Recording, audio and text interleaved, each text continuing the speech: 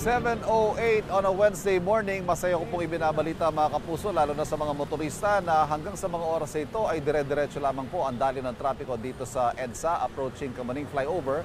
Partikular dito po sa kanto ng Scout Borromeo kung saan pinapakanan na itong ating mga motorista kabilang ang mga motorsiklo. Linawin lamang po natin nung May 2, nung ikalawang araw ng pagsasara nitong Kamuning Flyover, nilinaw ni Chairman Romando Artes ng MMDA na ang mga motorsiklo hindi na padidiretsuhin dito sa service road dahil pampabawas din ng volume at hindi magkumpulan itong mga sasakyan sa service road. Kanina nakita natin meron pa rin mga dumadaan. Ang sabi kasi ng mga traffic enforcer, may mga pagkakataon, halimbawa, ang motor, pa-U-turn lamang siya dito sa ilalim ng Kamuning Flyover, pinapayagan na raw ito kasi wala naman siyang ikutan para makapag-U-turn.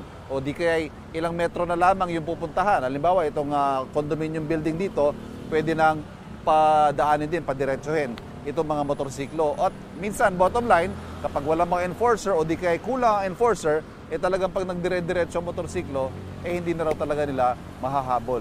Pero anyway, ang sitwasyon po ngayon, nakikita naman natin siguro 80 to 90% ng mga motorsiklo ay kumakanan naman dito sa Scout Borromeo at wala naman tayong nakikita sa ngayon na kumpulan ng mga sasakyan dito sa EDSA Kamuning Flyover.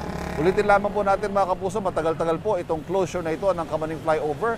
Muli siyang bubuksan. Ang target date ay October 25. Halos 6 na buwan po yan na isasara. Kaya naman patuloy po ang paghahanap ng MMDA ng mga paraan para maibsan ang inaasahang pagbigat ng daloy ng trapiko dito sa EDSA Kamuning Flyover.